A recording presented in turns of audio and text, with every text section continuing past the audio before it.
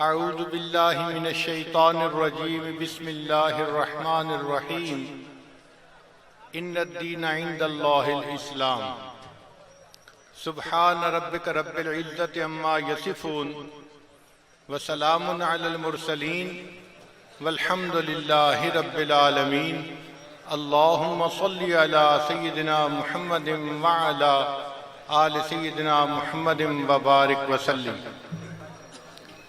اللہ رب العزت نے اس کائنات میں دو چیزوں کو جوڑنے کے لیے کوئی تیسری چیز بنائی ہے۔ کاغذ کے دو ٹکڑوں کو جوڑنا ہو تو گوند استعمال کریں، دو ٹکڑے ایک بن جائیں گے۔ دو اینٹوں کو جوڑنا ہو سیمنٹ استعمال کریں، دو اینٹیں ایک بن جائیں گی۔ کپڑے کے دو ٹکڑوں کو جوڑنا ہو تو سوئی دھاگا استعمال کریں، دو ٹکڑے ایک بن جائیں گے۔ لکڑی کے دو ٹکڑوں کو جوڑنا ہو تو کیل استعمال کریں، دو ٹکڑے ایک بن جائیں گے۔ لوہے کے دو ٹکڑوں کو جوڑنا ہو ویلڈنگ کے ذریعے دونوں ایک بن جائیں گے۔ دل میں سوال پیدا ہوتا ہے کہ اگر ہر چیز کو جوڑنے کے لیے کوئی تیسری چیز اللہ نے بنائی ہے تو انسانوں کے دو دلوں کو جوڑنے کے لیے کیا چیز ہے؟ اس کا جواب ہے دین اسلام۔ اللہ تعالیٰ نے دین اسلام کو اس لیے بھیجا کہ انسانیت کے دلوں کو ایک دوسرے کے ساتھ محبت کے رشتے میں جوڑ دیں۔ اب اسی بات کو ایک اور انداز سے سمجھیے کہ ہمارا جسم ان اعضاء کا مجموعہ ہے جو ضدین کی جمع ہے۔ آنکھ دیکھتی ہے، باقی کوئی عضو نہیں دیکھ سکتا، ایک دوسرے کی ضد ہوئے۔ کان سنتے ہیں، باقی اعضاء سن نہیں سکتے، ایک دوسرے کی ضد ہوئے۔ زبان بولتی ہے، باقی اعضاء نہیں بول سکتے، ایک دوسرے کی ضد ہوئے۔ دماغ سوچتا ہے، باقی کوئی عضو نہیں سوچ سکتا، یہ اعضاء اپنی صفات کے اعتبار سے ایک دوسرے کی ضد ہیں۔ مگر اللہ نے اس جسم میں ایک چیز کو ڈال دیا جس کو روح کہتے ہیں۔ روح کی موجودگی میں یہ سارے اعضاء ایک بن کر کام کرتے ہیں۔ اگر کسی کے سر پر کوئی لاٹھی مارے تو ہاتھ فوراً اٹھتے ہیں سر کو بچانے کے لیے، حالانکہ وہ ہاتھوں کو تو نہیں لاٹھی مار رہا، وہ تو سر کو مار رہا ہے۔ مگر چونکہ اعضاء ایک ہیں اس لیے ایک عضو کا غم سارے اعضاء کا غم ہے اور ایک عضو کی خوشی سارے اعضاء کی خوشی ہے۔ تو اس لیے سارے اعضاء روح کی موجودگی میں ایک بن کے کام کرتے ہیں۔ اگر پاؤں میں تکلیف ہے تو آنکھ سے آنسو بہتے ہیں۔ آنکھ یہ نہیں کہتی کہ یہ میرا مسئلہ نہیں، یہ تو پاؤں کا مسئلہ ہے، میں تو آرام سے سو رہی ہوں۔ تکلیف پاؤں میں ہوتی ہے، آنکھ سے آنسو بہ رہے ہوتے ہیں اور انسان کا پورا جسم اس درد کو محسوس کر رہا ہوتا ہے۔ وجہ کیا ہے کہ روح کی موجودگی میں ان سب اعضاء کو ایک بنا دیا، لہذا پورا جسم ایک بن گیا ہے۔ اگر انسان کے جسم سے روح کو نکال دیا جائے تو اعضاء پھر ایک دوسرے سے اجنبی بن جاتے ہیں۔ اگر کسی آدمی کی روح نکل جائے، اب اس کے منہ سے زبان کو نکالیں اور کینچی سے کتر دیں، آنکھ سے آنسو نہیں بہے گا۔ اب اس کے پاؤں اپنی جان بچانے کے لیے نہیں دوڑیں گے، اب اس کے ہاتھ نہیں اٹھیں گے اپنا دفاع کرنے کے لیے۔ کیوں؟ اعضاء ایک دوسرے سے اجنبی بن گئے، ان کو جوڑنے والی چیز اب اس جسم میں موجود نہیں ہے۔ اگر یہ مثال ہم اچھی طرح سمجھ لیں تو ہمارا گھر جو ہے وہ ان افراد کا مجموعہ ہے جو اپنی پوزیشن کے اعتبار سے ایک دوسرے کی ضد ہوتے ہیں۔ جو باپ کا مقام ہے وہ بیٹا حاصل نہیں کر سکتا، جو ماں کا مقام ہے وہ بیٹی حاصل نہیں کر سکتی، جو بھائی کا مقام ہے وہ بہن حاصل نہیں کر سکتی، جو بہن کا مقام ہے وہ بھائی حاصل نہیں کر سکتا۔ اس کا مطلب یہ کہ خاندان کے وہ افراد جو ایک دوسرے کے اتنے قریبی ہوتے ہیں وہ اپنی حیثیت کے اعتبار سے ایک دوسرے کی ضد ہیں۔ مگر اللہ نے ان میں بھی ایک چیز کو اتار دیا ہے کہ اس چیز کی موجودگی میں یہ افراد اس طرح ایک بن کر کام کرتے ہیں جس طرح روح کی موجودگی میں اعضاء ایک بن کر کام کرتے ہیں، اور اس چیز کا نام ہے دین اسلام۔ جب تک کسی گھر کے اندر دین باقی رہے گا سارے افراد خانہ ایک بن کر کام کریں گے۔ ایک کا غم سارے گھر کا غم ہوگا اور ایک کی خوشی سارے گھر کی خوشی کہلائے گی۔ دل آپس میں جڑے ہوں گے، محبتیں ہوں گی، ہمدردی ہوگی، ایک دوسرے کے ساتھ ہمدردی کے مناظر نظر آئیں گے، انسانیت کے مناظر نظر آئیں گے۔ اور اگر دین کو گھر سے نکال دیا جائے تو یہ افراد اس طرح انجان بن جائیں گے جس طرح روح کے نکلنے سے اعضاء ایک دوسرے سے انجان بن جاتے ہیں۔ آج ہم دیکھتے ہیں جن گھروں میں دین نہیں ہے وہاں ایک دوسرے سے بنتی نہیں ہے، نہ میاں بیوی کی آپس میں بنتی ہے، نہ بچوں کی ماں باپ سے بنتی ہے، نہ بہن بھائی کی آپس میں بنتی ہے۔ پھر یہ لوگ آ کے شکوے کرتے ہیں حضرت ہمارے بچے تو افلاطون بن گئے، ماں باپ کی بات تو سنتے ہی نہیں۔ بھئی جس چیز نے ان سب کو اکٹھا کرنا تھا اس کا نام تھا دین، وہ تو آپ نے گھر سے نکال دیا، اب آپ کے لوگوں کے دل اکٹھے کیسے ہوں گے؟ اللہ تعالیٰ ارشاد فرماتے ہیں اے میرے پیارے حبیب صلی اللہ علیہ وسلم لو انفقت ما فی الارض جمیعا، اگر آپ ساری دنیا کے مال دولت کو جمع کر دیتے، ما الفت بین قلوبہم، آپ ان لوگوں کے دلوں میں محبت پیدا نہیں کر سکتے تھے، ولیکن اللہ الف بینہم، یہ تو اللہ نے ان کے دلوں میں محبتوں کو پیدا کر دیا۔ تو جب گھر میں دین ہوگا تو آپس میں دلوں میں الفتیں محبتیں ہوں گی، گھر کے اندر بھی معاشرے کے اندر بھی، اور سب لوگ ایک اچھے انسان بن کر زندگی گزارنے والے ہوں گے۔ دنیا میں اخوت کی مثال جیسی نبی علیہ السلام نے قائم فرمائی کوئی دوسری قوم پیش نہیں کر سکتی۔ ہمارا پوری دنیا کے انسانوں کو چیلنج ہے کہ وہ ایک مثال تو ایسی دیں کہ جیسی نبی علیہ السلام نے مدینہ طیبہ میں اخوت قائم کر کے دکھائی تھی۔ ایک بھائی اپنے دوسرے بھائی کی خاطر کتنی قربانی کر رہا ہے، یہ صرف اللہ کی وجہ سے تھی، ایک دوسرے کے ساتھ محبت تھی۔ نبی آتے رہے، آخر میں نبیوں کے امام آئے، وہ دنیا میں خدا کا آخری لے کر پیام آئے، جھکانے آئے بندوں کی جبیں اللہ کے در پر، سکھانے آدمی کو آدمی کا احترام آئے، وہ آئے جب تو عظمت بڑھ گئی دنیا میں انسان کی، وہ آئے جب تو انسان کو فرشتوں کے سلام آئے۔ دین اسلام کو اللہ تعالیٰ نے ایسی خوبیاں عطا کی ہیں کہ دنیا میں کوئی دوسرا دین اس کے مقابل میں آ ہی نہیں سکتا۔ سب سے پہلی بات، ہمارا دین اسلام محفوظ دین ہے، اس کی حفاظت کا ذمہ اللہ نے لیا ہے کہ میں نے اس قرآن کو دنیا میں اتارا اور ہم ہی اس حفاظت کا ذمہ دار ہیں۔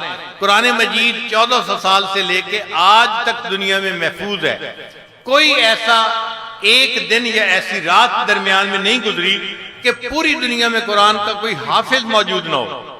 تاریخ میں ایسا نہیں ہے، ہر دور اور ہر زمانے میں قرآن مجید کے حفاظ سینکڑوں ہزاروں لاکھوں کی تعداد میں موجود رہے ہیں، اور کوئی ایسا دن نہیں گزرا کہ قرآن مجید کی زبان عربی دنیا سے ختم ہو گئی ہو۔ 14 سال تسلسل کے ساتھ عربی زبان آج بھی دنیا میں موجود ہے، جبکہ باقی ادیان کے ساتھ یہ معاملہ نہیں ہے۔ 1985 کی بات ہے، مجھے امریکہ میں انٹرفیتھ کونسل کے اندر جانے کا موقع ملا۔ وہاں پر میٹنگ کے بعد سیکٹری نے پوچھا کہ اگلی میٹنگ میں ہم کیا کریں گے۔ میں نے انہیں کہا کہ اگلی میٹنگ میں ہر مذہب والا جو ان کے پاس اللہ کا آیا ہوا کلام ہے وہ پڑھ کے سنائے، ورڈ آف گاڈ پڑھ کے سنائے۔ اس نے کہا بہت اچھی تجویز ہے، اس نے ایجنڈا مکمل کر دیا، اور اگلی جب محفل میں ہم پہنچے تو اس نے کہا کہ احمد صاحب، مجھے وہاں احمد کہتے تھے کیونکہ میں بھی چاہتا تھا کہ ان کے زبان سے میرے آقا صلی اللہ علیہ وسلم کا نام نکلے، ہو سکتا ہے اس کی برکت سے اللہ ان کو ہدایت عطا فرمائے۔ تو وہ کہنے لگے کہ احمد صاحب آپ ہی نے تجویز دی تھی، لہذا آپ ہی سنائیں۔ میں نے سورہ فاتحہ کی تلاوت کی۔ سورہ فاتحہ کی تلاوت اس لیے کی کہ نبی علیہ السلام نے ارشاد فرمایا جو کچھ پہلی کتابوں میں تھا وہ سب کچھ قرآن مجید کے اندر آ گیا، اور جو کچھ پورے قرآن مجید میں تھا وہ سورہ بقرہ کے اندر آ گیا، اور جو کچھ سورہ بقرہ کے اندر تھا وہ سارا کچھ سورہ فاتحہ کے اندر آ گیا۔ اس لیے اس کو فاتحۃ الکتاب کہتے ہیں، یعنی قرآن مجید کا اوپننگ چیپٹر ہے، پریفیس ہے یہ۔ تو قرآن مجید کی یہ سورت جو سورہ فاتحہ ہے یہ پورے قرآن مجید کا خلاصہ اور نچوڑ ہے۔ میں نے اس کو پڑھا اور اس کا کچھ ترجمہ ان کے سامنے کیا۔ پھر اس کے بعد ایک عیسائی پادری کی باری تھی، جب وہ پڑھنے لگا تو اس نے ایک انگریزی کی کتاب نکالی، پہاڑی کا واز جس کو کہتے ہیں، اور اس نے پڑھنی شروع کر دی۔ کہ اس طرح عیسیٰ علیہ السلام نے ہمدردی کا درس دیا۔ جب اس نے انگلش کے 2-3 فقرے پڑھے تو میں نے سیکٹری سے کہا کہ مجھے ایک بات شیئر کرنی ہے۔ اس نے کہا بتائیں۔ میں نے کہا جی طے یہ ہوا تھا کہ جس مذہب والوں کے پاس جو اللہ کا کلام ہے وہ پڑھیں گے۔ میرا یہ کویسچن ہے، عیسائی یہ بتائے کیا اللہ کی کلام ان کے پاس انگریزی زبان میں آئی تھی؟ کیا بائبل انگریزی زبان میں اتری تھی؟ اس نے کہا نہیں، وہ تو عبرانی زبان میں اتری تھی۔ میں نے کہا اب تو انگلش میں پڑھ رہا ہے تو یہ ورڈ آف گاڈ تو نہیں، یہ تو اس کا ترجمہ کہلائے گا، اللہ کا کلام تو نہیں کہلا سکتا یہ۔ اس پر وہ پادری چپ ہو گیا، اس کے پاس کوئی جواب نہیں تھا۔ اس کے بعد ایک یہودی کی باری تھی، وہ مجھے غور سے دیکھتا رہا، پھر تھوڑی دیر کے بعد کہنے لگا مسٹر احمد میں لاؤڈ اینڈ کلیئر یہ بات بتانا چاہتا ہوں کہ دنیا کے جتنے ادیان ہیں ان میں صرف مسلمان ہیں جن کے پاس اللہ کا کلام اصلی حالت میں موجود ہے، ہم لوگوں کے پاس سوائے ترجموں کے اور ٹرانسلیشن کے اور کچھ موجود نہیں ہے۔ تو دیکھیے دین اسلام محفوظ دین ہے، آج بھی قرآن موجود ہے، حفاظ قرآن بھی موجود ہے اور حفظ کرانے کے مدارس بھی محفوظ ہیں اور یہ محفوظ رہیں گے۔ یہ نبی علیہ السلام کا معجزہ ہے، یہ قرآن مجید، یہ دین اسلام کی ایک خاص صفت ہے۔ تو ہم پوری دنیا کو یہ بات کہہ سکتے ہیں کہ ہم جس دین پر عمل کرتے ہیں یا مانتے ہیں وہ محفوظ دین ہے، غیر محفوظ دین کو ہم نہیں مانتے۔ پھر دوسری بات، دین اسلام علم کا قدردان ہے۔ پہلی آیت جو اللہ تعالیٰ نے نبی علیہ السلام پر اتاری وہ تھی اقرأ بسم ربک الذی خلق، پڑھنے سے اس امت کو اللہ نے اپنے کلام کی ابتدا فرمائی۔ اگر اللہ تعالیٰ چاہتے تو توحید کا پیغام بھی بھیج سکتے تھے۔ توحید بہت اہم ہے، اللہ فرماتے ہیں کہ میں ہر گناہ کو معاف کر سکتا ہوں مگر میں شرک کو معاف کبھی نہیں کروں گا۔ اگر اللہ تعالیٰ چاہتے تو رسالت کا پیغام بھی دیا جا سکتا تھا، اس لیے کہ جب تک رسالت پر ایمان نہ ہو انسان کا دین ہو ہی نہیں سکتا مکمل۔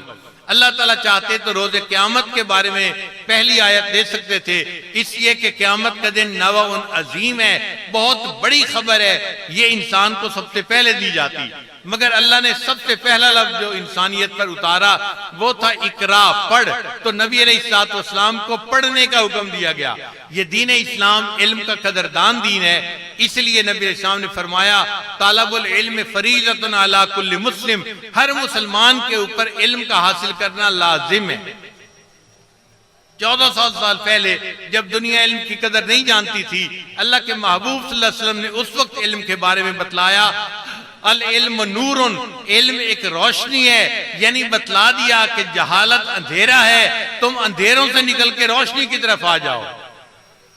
چنانچہ ایک انگریز جس کا نام تھا مائیکل ہارٹ، اس نے کتاب لکھی A Ranking of the Most Influential Personalities in History، کہ تاریخ میں جو 100 بڑی اعلیٰ شخصیات گزری ہیں ان کی لسٹ اس نے بنائی اپنی کتاب میں، اور اس میں اس نے سب سے پہلے حضرت نبی علیہ السلام کا تذکرہ کیا ہے۔ وہ لکھتا ہے کہ میں عیسائی ہوں اور میں نے عیسیٰ علیہ السلام کا تذکرہ پہلے نہیں کیا، میں نے مسلمانوں کے پیغمبر اسلام کا تذکرہ کیا ہے، اس لیے کہ باقی جتنے حضرات ہیں وہ اپنے وقت کے بڑے بڑے اداروں میں پڑھتے نظر آتے ہیں، کوئی یونیورسٹیوں میں پڑھا، کالجوں میں، سکولوں میں استادوں سے پڑھا۔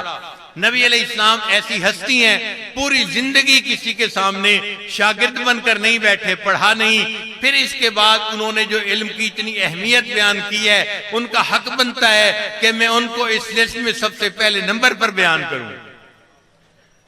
تو یہ دین اسلام علم کا قدردان دین ہے۔ پھر اس کی تیسری خوبی یہ ہے کہ یہ دین اخوت ہے، ایک دوسرے کے ساتھ بھائی چارے کی زندگی گزارنے کا درس دیتا ہے۔ اللہ تعالیٰ نے ارشاد فرمایا کہ انما المؤمنون اخوہ، ایمان والے سارے ایک دوسرے کے بھائی ہوتے ہیں، یہ بھائی چارے کا سبق دینے والا دین ہے، یہ دین اسلام کی خاص خوبی ہے۔ پھر دین اسلام دین مساوات ہے، اس میں امیر اور غریب کا کوئی فرق نہیں ہوتا، گورے اور کالے کا کوئی فرق نہیں ہوتا، عربی اور عجمی کا کوئی فرق نہیں ہوتا۔ نبی علیہ السلام نے فرمایا کونوا عباد اللہ اخوانا، اللہ کے بندے آپس میں بھائی بھائی بن کر زندگی گزارو۔ علامہ اقبال نے لکھا آ گیا این لڑائی میں اگر وقت نماز، قبلہ رو ہو کے زمیں بوس ہوئی قوم حجاز، نہ کوئی بندہ رہا نہ کوئی بندہ نواز، بندہ و صاحب و محتاج و غنی ایک ہوئے، تیری سرکار میں پہنچے تو سبھی ایک ہوئے۔ اللہ کے سارے بندے ایک صف میں کھڑے ہو کر اپنے اللہ کی عبادت کرتے ہیں۔ پھر دین اسلام دین فطرت ہے، جو فطرت پسند کرتی ہے دین اسلام نے اسی کو پسند کیا ہے۔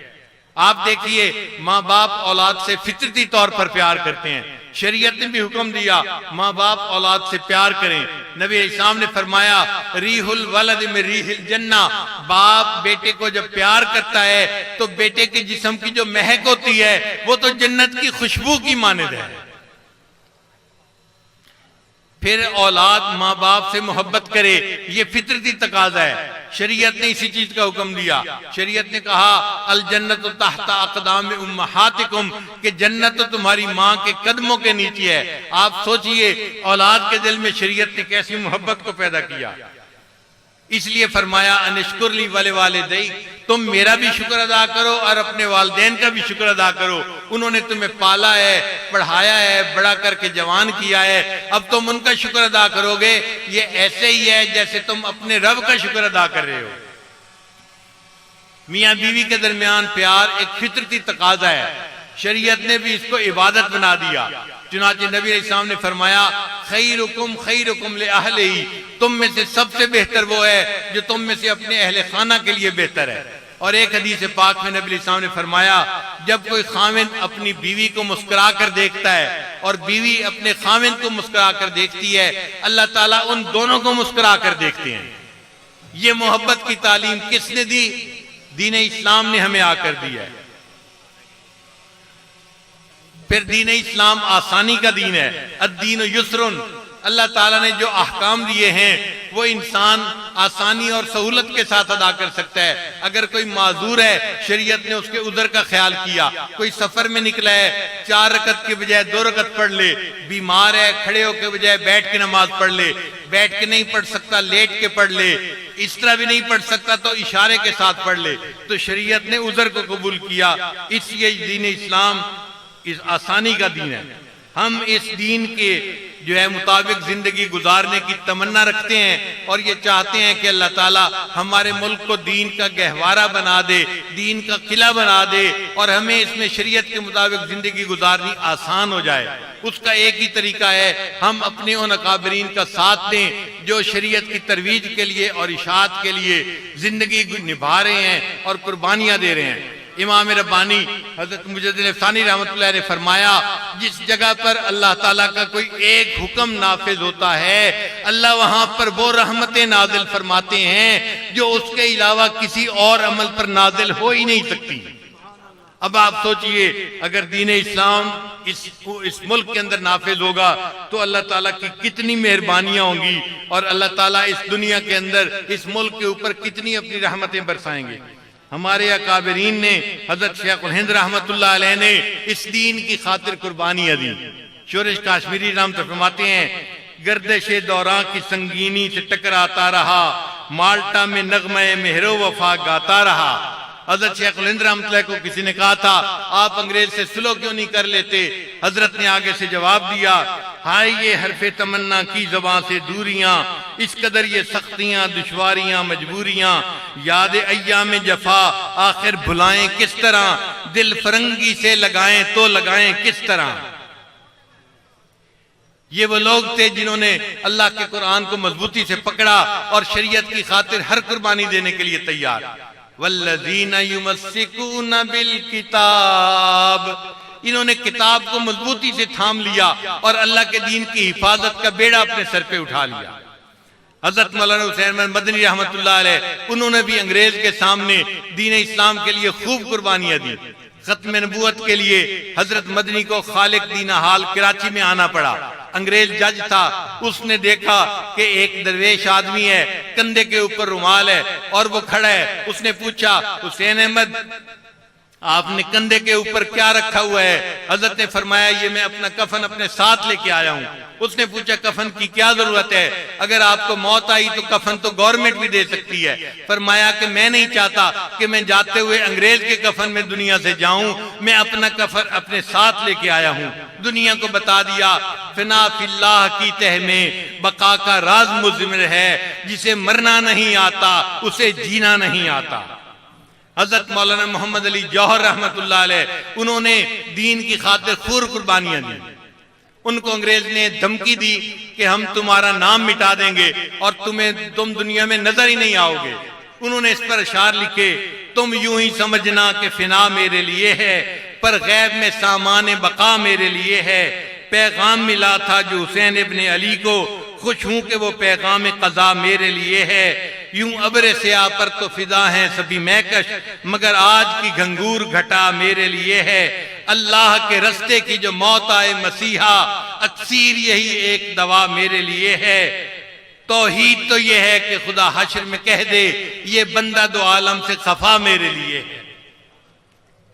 پھر ان کو ایک اور مشکل پیش آئی، وہ یو کے چلے گئے کہ میں وہاں کے اخباروں میں مسلمان امت کی نمائندگی کروں گا اور انگریز عوام کو بتاؤں گا کہ ہمارے ملک میں انگریز کس طرح ظلم ڈھا رہا ہے. وہاں پر یہاں گھر میں ان کی بیٹی جوان بیمار ہو گئی اور بیٹی نے خط لکھا کہ ابو جان آپ پلیز واپس آ جائیں، میں آخری لمحات میں ہوں اور میں آخری لمحے میں آپ کی زیارت سے اپنی آنکھوں کو ٹھنڈا کر سکوں. یہ ایک باپ کے لیے کتنا مشکل وقت ہوتا ہے کہ جوان بیٹی آخری لمحوں میں ہے اور اپنے باپ کو آنے کی دعوت دے رہی ہے. مگر حضرت نے اس وقت بھی دین کو مقدم کیا. اپنی بیٹی کے خط کے پشت کے اوپر چند شعر لکھ کر بھیجے. فرمایا میں تو مجبور سہی، اللہ تو مجبور نہیں، تجھ سے میں دور سہی، وہ تو مگر دور نہیں. تیری صحت ہمیں منظور ہے لیکن اس کو نہیں منظور، تو پھر ہم کو بھی منظور نہیں. یہ ایسے تھے حضرات کہ جنہوں نے اللہ کی رضا کے لیے اپنا سب کچھ قربان کر دیا. ہمارے اکابر صاحب روحانیت بھی تھے اور وہ دین کی ترویج کے لیے سیاست میں بھی حصہ لیتے تھے. حضرت مولانا احمد لاہوری رحمت اللہ کو دیکھیں، شیخ طریقت بھی ہیں، سیاست میں بھی حصہ لیتے ہیں. حضرت مولانا عبید اللہ انور رحمت اللہ صاحب نسبت بھی تھے، صاحب سیاست بھی تھے.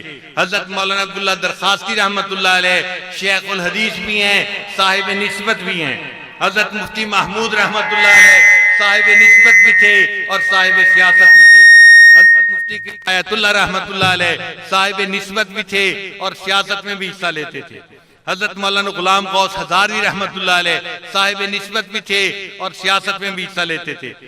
قریب کے زمانے کے لوگوں کو دیکھیے، حضرت مولانا محمود مدنی دامت برکاتہم جو آج انڈیا سے یہاں تشریف لائے ہیں، اس عالمی اجتماع میں شرکت کے لیے صاحب نسبت بھی ہیں اور دین کی اشاعت و ترویج کے لیے 24 گھنٹے اسی محنت اور کوشش میں لگے ہوئے ہیں. اور ذرا قریب آ کر دیکھیے، قائد جمعیت حضرت مولانا فضل الرحمان دامت برکاتہم صاحب نسبت بھی ہیں اور دین کی اشاعت کے لیے پورے ملک میں کام بھی کر رہے ہیں. یہ وہ حضرات ہیں کہ جنہوں نے اپنے اللہ سے وعدہ کر رکھا ہے اللہ آپ کے دین کی سربلندی کے لیے اپنی زندگی کو نبھائیں گے. ہم ان کے ساتھ ہیں، ہماری دعائیں ان کے ساتھ ہیں. اللہ تعالیٰ ان کو اپنے مشن میں کامیابی عطا فرمائے اور ہمارے اس ملک کو اللہ تعالیٰ دین کا قلعہ بنا دے. اب میں اپنی بات کو مکمل کرنے لگا ہوں، ذرا توجہ کے ساتھ سنیے. اس ملک میں تم دیکھنا اسلام غالب آئے گا. اس ملک میں تم دیکھنا اسلام غالب آئے گا اور پاک سے پاکیزہ تر میرا وطن ہو جائے گا. پھر کفر کا الہاد کا سکہ نہ چلنے پائے گا. اللہ کے شیروں سے جو الجھے گا منہ کی کھائے گا.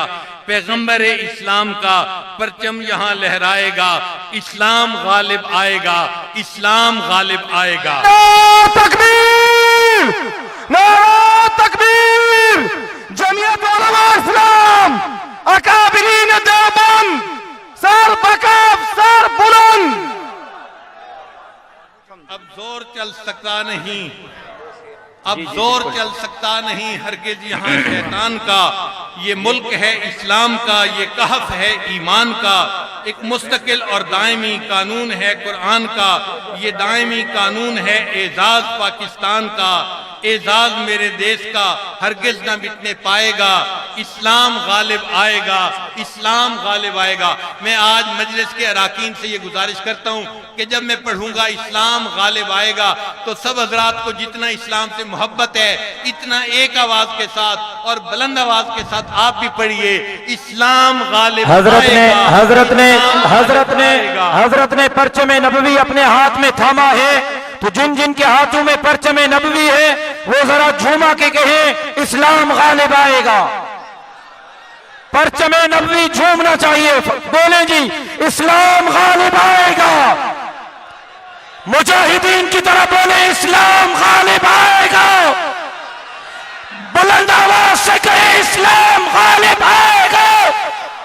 اسلام غالب آئے گا. اسلام غالب آئے گا.